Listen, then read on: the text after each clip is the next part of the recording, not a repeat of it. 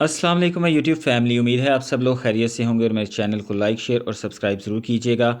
आज मैं बात करने जा रहा हूं इंस्पेक्टर इनलैंड रेवेन्यू के इंटरव्यूज़ के बारे में और इसके बाद फिर हम बात करेंगे जो इंटरव्यूज़ में पूछे जाने वाले सवालात हैं, अहम सवालात इंस्पेक्टर इनलैंड रेवेन्यू के माजी में जो इंटरव्यू हुए हैं उनके जो सवालात हैं वो भी मैं डिस्कस करूँगा और जो अब पूछे जाने के इम्कानात हैं वो भी मैं आपसे डिस्कस करूँगा।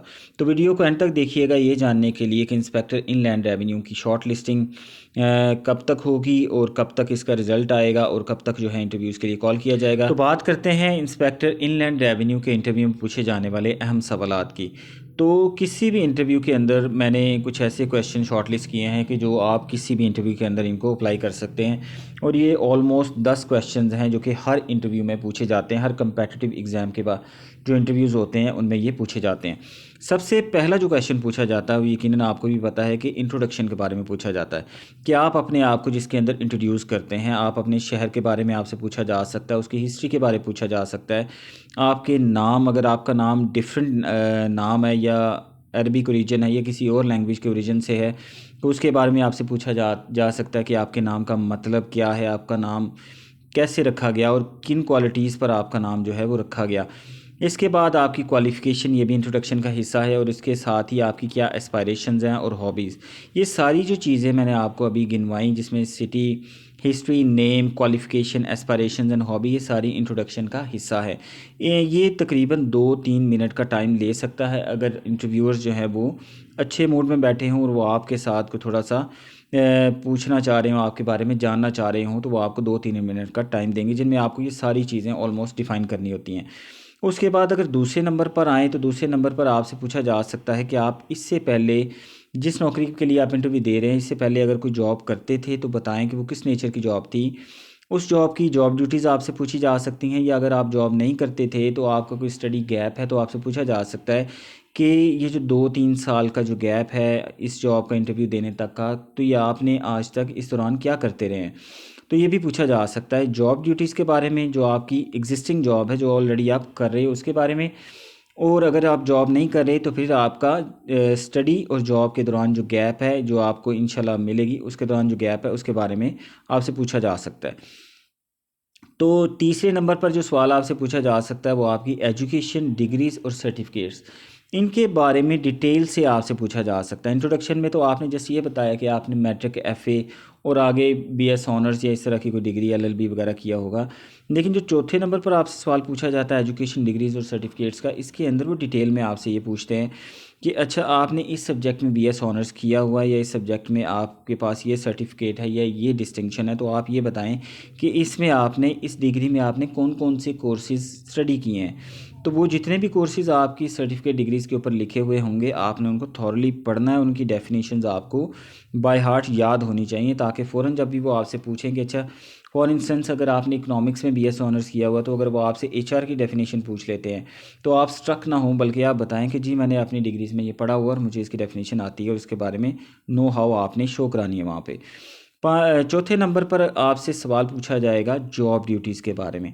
ये वो जॉब ड्यूटीज़ हैं जो जॉब आपको ऑफ़र हो रही है। मसलन अगर इंस्पेक्टर इनलैंड रेवेन्यू का इंटरव्यू आप देने गए हैं तो इसमें जो जॉब ड्यूटीज़ हैं इसके बारे में आपसे पूछा जाएगा कि इंस्पेक्टर इनलैंड रेवेन्यू की जॉब ड्यूटीज़ क्या हैं।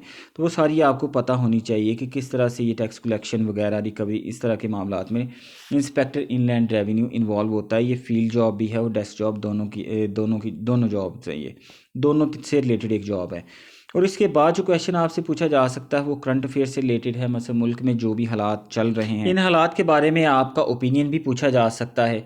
तो इसके बाद जो नेक्स्ट क्वेश्चन हो सकता है वो जनरल नॉलेज से रिलेटेड क्वेश्चन हो सकते हैं क्योंकि वहाँ 3 से 4 मेंबर्स मौजूद होते हैं। तो जनरल नॉलेज से रिलेटेड क्वेश्चन किसी भी स्ट्रीट, किसी भी फेमस बिल्डिंग के बारे में, किसी भी फेमस पार्क के बारे में, किसी भी फेमस डेस्टिनेशन के बारे में आपसे पूछा जा सकता है। जनरल नॉलेज में तो अनलिमिटेड क्वेश्चंस हैं तो वो आपसे कुछ भी पूछ सकते हैं। इसके बाद जो क्वेश्चन आएगा वो ये होगा कि आपका किसी भी हवाले से पॉलिटिकल ओपिनियन लिया जा सकता है। मसलन आजकल जो हैपनिंग्स हैं इनके बारे में आप बताएं कि आपके क्या ओपिनियंस हैं, व्यूज़ हैं। रिलीजन के बारे में आपको ओपिनियन लिया जा सकता है ये जानने के लिए कि आप किस तरह के रिलीजन के बारे में व्यूज़ रखते हैं और ये कि आप ब्रॉड माइंडेड हैं, आप किस तरह से सोचते हैं और रिलीजन को किस तरह से आप प्रैक्टिस करते हैं। प्रैक्टिस से मुराद यहाँ ये हरगिज़ नहीं कि आप नमाज़ें पढ़ते हैं या आप रोज़े रखते हैं या हज करते हैं, ये बिल्कुल नहीं पूछते। बल्कि प्रैक्टिस से मुराद ये है कि आपके ज़हन में कि रिलीजन को आप किस तरह से as a power, as a ताकत, या किस तरह से आप देखते हैं कि माशरे के अंदर जो इस्तेहकाम है वो रिलीजन से मुमकिन है कि आप किस तरह की पॉलिटिकल इस्लाहात से मुमकिन है, आप बताएं। तो मतलब डिफरेंट पॉइंट ऑफ व्यू से आपसे ये क्वेश्चंस पूछे जा सकते हैं, पॉलिटिकल और रिलीजियस दोनों ओपिनियन आपसे लिए जा सकते हैं। उसके बाद जो क्वेश्चन आपसे पूछा जा सकता है 8वें नंबर पे, वो ये है कि आप क्यों एफपीआर ज्वाइन करना चाहते हैं, why you want to join FPR as an inspector inland revenue. तो इसके बारे में भी आप अच्छी खासी तैयारी करके जाएं कि आपको आपका मकसद क्या है, कि आप का मकसद सिर्फ़ और सिर्फ अपनी बेरोज़गारी ख़त्म करना है, कि या वाकई आप इस इदारे को सर्व करना चाहते हैं, या इसके बाद आप को अगर अच्छी अपॉर्चुनिटी दी जाती है तो आप क्या इस इदारे को छोड़ जाएंगे। यहाँ पे आपको थोड़ा सा ऑनेस्ट रहना पड़ेगा कि अगर आपको अच्छी अपॉर्चुनिटी मिलती है तो क्या आप उसको छोड़ जाते हैं या इसको आप कंटिन्यू करते हैं।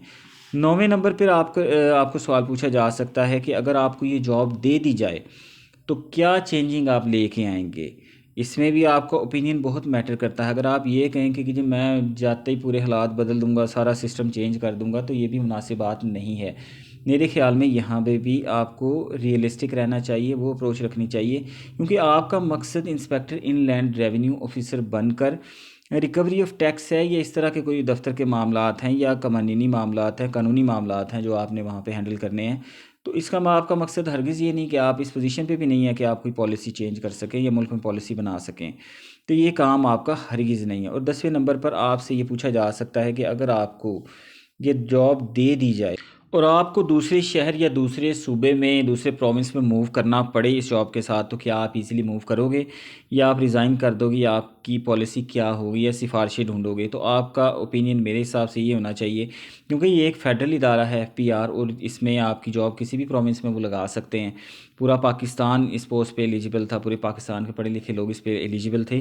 तो आपकी अप्रोच वो चेक करने के लिए ये पूछ सकते हैं कि क्या आप दूसरे शहर या प्रोविंस जाएंगे। तो मेरे हिसाब से आपको पॉजिटिव बिहेवियर शो करना चाहिए, क्योंकि आप इस जॉब के साथ सिंसियर हो और आप किसी भी शहर में या प्रोविंस में मूव कर सकते हो ईजीली। एंड में मैं आपसे ये कहना चाहूँगा कि इंटरव्यू आपका कम टाइम के लिए भी हो सकता है और ज़्यादा टाइम के लिए भी हो सकता है। मसलन इस इंटरव्यू में आपके 10 से 15 मिनट भी लग सकते हैं और इस इंटरव्यू के लिए 25 से 30 मिनट भी लग सकते हैं। ये कुछ नहीं कहा जा सकता कि अगर इंटरव्यू लंबा हो तो ही आपको अच्छे मेरिट पे आप आ जाएंगे, और अगर इंटरव्यू का टाइम छोटा हो, थोड़ा हो, तो फिर भी आप यानी कि मेरिट पे आ जाएंगे। तो ये कुछ नहीं कहा जा सकता, इसलिए आप दोनों तरीके से होपफुल रहें, प्रिपेयर रहें। और लास्ट में मैं आपको बताता चलूँ कि इंस्पेक्टर इनलैंड रेवेन्यू की जो शॉर्ट लिस्टिंग है वो जल्द होने के चांसेस हैं, जनवरी के एंड में या फरवरी के मिड में।